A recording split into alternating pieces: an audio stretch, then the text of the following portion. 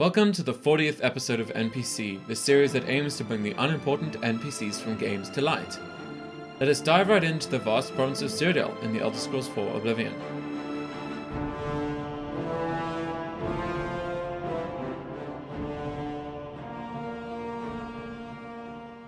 Everybody finds ghosts spooky. Have you heard about the spooky old man that looks spooky? They're calling him the spooky bookie. I don't know much about that hoe. Some say spooky bookie is the best source. I say he's the horrible shit. Each night he wanders the shore of Nun Bay. Then he comes bad omen. Outside of the southeastern city of Bravil, a spooky ghost roams the shoreline. In order to investigate this anomaly, we must find the best source of information, Gilgondarin at Silverhome on the Water. Gilgondarin is a high elf man that runs the inn, Silverhome on the Water, situated just inside the north gates of Bravil. He provides food and beds, and is the best source. If you're interested about the best source in town, you may want to see Gilgondarin at Silverhome. Inside the inn are a few permanent residents. I avoid those things whenever I can. Horrible creatures. Stop talking! Bravil Chateau is an orc man and connoisseur of all things liquor. He is a self-proclaimed taste tester of all the drinks and food of the inn. Jean-Pierre Lemons is a Breton man that lives in the inn. A faction tag on him reveals that he used to be an arena champion, reigning victorious with his supposed skill at archery. However, it is not confirmed in text. He takes weekly trips out of town with his friend to flex his bowstring by hunting deer, if he had a bow. Renum is an Argonian man that doesn't have much going on, spending a lot of his time lingering in the middle of town. However, he is special in that his visage is on a loading screen that depicts him standing in Bravil. Beautiful. Before we go ghost hunting, let's chat with and get a holistic view of these fine folks. Gilgondarin, or let us call him Gil, opens up by advertising his inn. Gilgondarin. Silverhome on the Water has beds and food. What's your pleasure? He is also concerned with his fellow townsfolk. My neighbor, Droshanji, is worried. He's seen creatures around the house lately.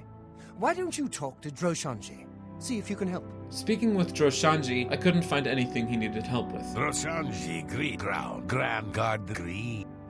Droshanji also is a trainer. Not sure what this is about. Perhaps a remnant of an unfinished quest. We also learn from rumors that Gil inherited his business. Gilgondarin inherited Silverhome from his parents. I understand he only runs it out of a sense of duty. Let's do business. Appropriately, he is a trader and offers various foods, and also lets beds. There's a room free, all right. Best you'll find in Bravil, if I do say so. 20 gold, and it's yours for the night. Right. You'll have to go upstairs to the second floor. Your room is the second door on the right, before the staircase.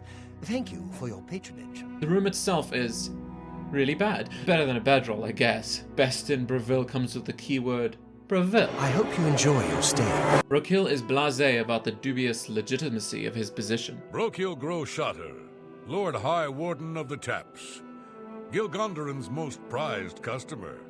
I taste everything, over and over, and over again. And disparages his dubiously legitimate hardships. It's a terrible responsibility, being Bravil's first citizen of the ale tub, but I suffer under the burden like a sure green orc. Jean-Pierre has no unique dialogue, nor does Reno. Go ahead, please. Please. We have another Beatrice and Colin situation. That's a reference to episode 13. What do you want? Oh. Good day. And Colin? What? You too. Like everyone else, they do present rumors, of course, and can be speech-pied. Admire. Hey, you're the one they call the hero of Kvatch, aren't you? Don't try to manipulate me. That's a bit excessive, don't you think? Boast. I'm the Dragonborn. Well done. Don't make me laugh. Joke. Come. Oh, that's great. That's really too much. That's really funny. And coerce. You're now useless. I can't argue with that. Is that so? And I call that a callback. I'm not impressed. They ask you how you are. You're good. Gilgondarin doesn't move around much at all. He spends all his time behind the counter serving any patrons, and only takes a breather between midnight and 2 a.m. to eat.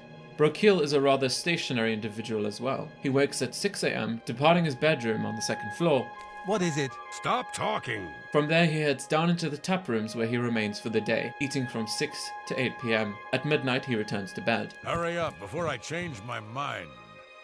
Good day. Stop talking! Jean-Pierre has a more interesting schedule. From Molas to Fredas, he's consistent. He wakes up at 8 a.m., hangs out in the bar and tap room, and at 4 p.m. he eats and goes to bed at 2 a.m. On Loras, the Saturday equivalent, he departs Silverhome at midnight, crossing town to the Lonely Suitor Lodge, wherein he lingers for the day. They say that when you murder someone, the Dark Brotherhood comes.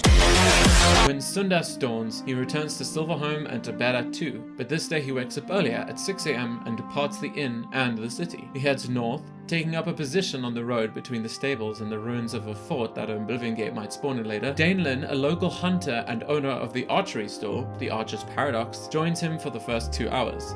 Business starts at 8, so Danny will shoot off back inside. Jean-Pierre spends the next 12 hours hunting deer, and a good thing too. The deer population has really gotten out of control in these parts. I'm glad we have Jean-Pierre, the dutiful hunter, to quell the ever-growing tide. Oh, divines, they're everywhere.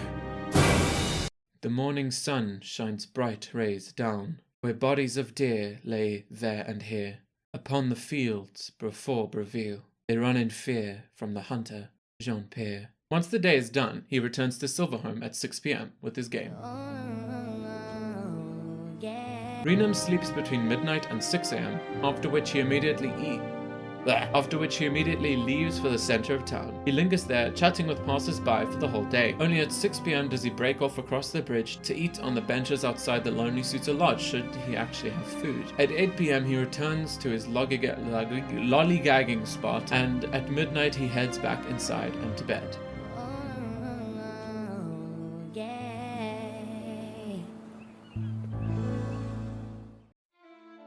Silverhome on the Water is not silver, not a home, and not near the water. Instead, it is of the brown wooden Bravil look, an inn and near the northern gate. Inside it is quite cozy. Aside from the miscellaneous decor, there is a bar and service counter behind which Gil stands, and a tap room around the corner where Brokil drinks. The inn boasts a good number of rooms, however only one is for the player. On the second floor, the second room on the right, as Gil said. On this floor there's also another small room, and a long room with 2 nice beds. These are where Brokil and Renan reside. A staircase leads up to the 3rd floor, home to 2 rooms. To the left is a 2-bed suite that Jean sleeps in, and to the right is Gil's room. Cozy, but unused. Time to make them all ghosts. Yeah! None of them are particularly strong fighters. Despite his alleged past as an arena fighter, Jean is easily felled.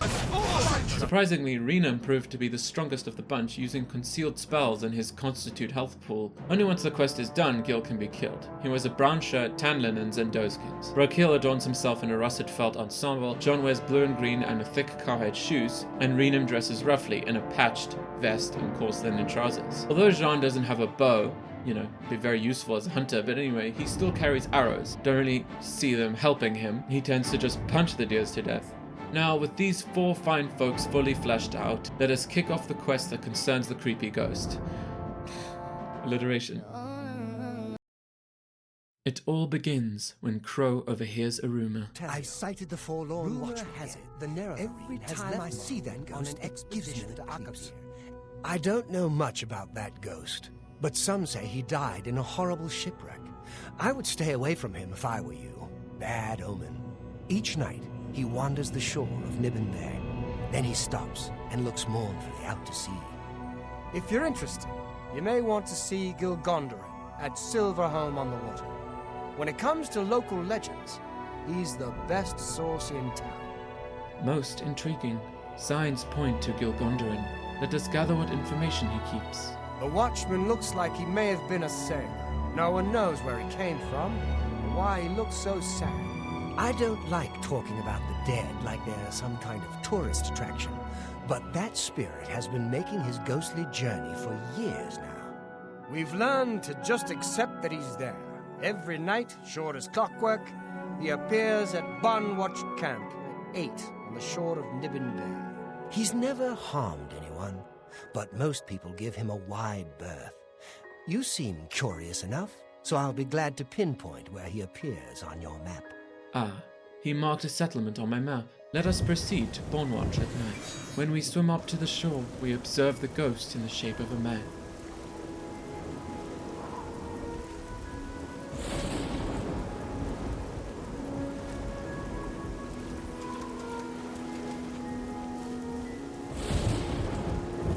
He walks with purpose, unaffected by the rain. We follow him through peace and danger, until he arrives at a spot overlooking the river. There he turns to speak to us. I was once the man known as Grantham Blake. Look for me in the mouth of the panther. Please, release me. So, Grantham Blakely needs to be free. But to what does he refer? The darkness of night and the rain hinder our view, but our map grants us clues. Perhaps the river named after the panther is involved. Let us return to Gil and find his take on the matter. Sure, I know what that is. Any sailor worth his weight in sea salt could tell you. The mouth of the Panther is what they call the delta where the Panther River meets Nibbin Bay. It got its name from the pointed rocks that jut out of the water there. Sort of look like teeth. Mouth, panther, teeth, get it? Ships are always careful to stay away from it, especially when it's foggy on the bay. The rocks would tear right through a ship's hull like parchment. Here, let me have your map, and I'll mark the spot for you. My suspicions are correct. Returning to the Overlook, we can take another swim across to find what will set the Forlorn Watchman free. There, destroyed by the vicious teeth of the Gulf, is a shipwreck of the MMA. This must be it. Inside, we are harassed by the ghosts of our crew.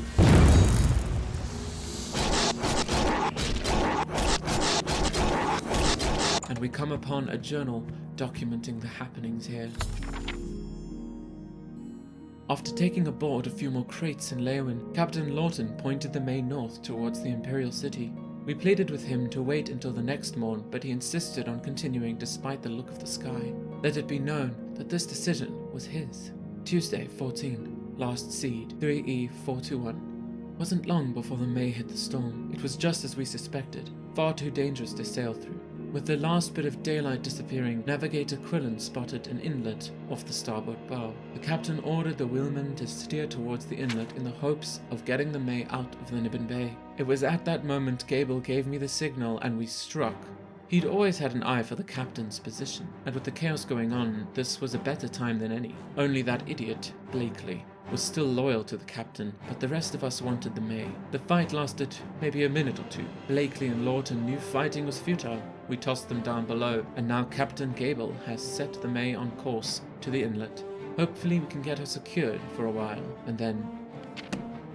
The old crew mutinied, it seems, and in the deck below we face the wraith of the usurper, Captain Gable. Oh! It is a hard fight, but Crow reigns victorious. Oh! Oh! Whoa! Ah!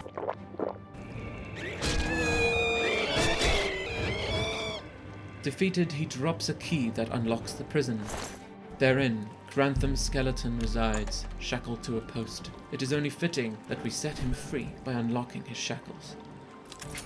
I knew one day someone with unyielding virtue would heed my words and speed my release. You risk much to perform such a selfless act. This noble deed will not go unrewarded. Look upon the ground in this prison. There you will find a map to my gratitude. I thank you with all my heart. Farewell. This map he granted us leads us east into the base of the river. The chest lies below, packed with valuable and useful items, including an enchanted axe usable to trap souls. This, I find, is a poetically inappropriate item spawn. With the deed done, the ghost no longer roams the shoreline, no longer forlorn nor watching. Returning to our source for it all, Gilgondarin, he comments on this. The shores near Bravil are no longer haunted. Seems the ghost hasn't been sighted there any longer. And so the tale of the Forlorn Watchman ends. May he rest in peace. Let the NPCs Gilgondarin, Roquil Gros Chateau, Jean-Pierre Le Mans, and Rena be NPC'd. Thank you for joining me, and I hope to see you again in the next episode. Did you like my storybook voice? I put a lot of effort into it.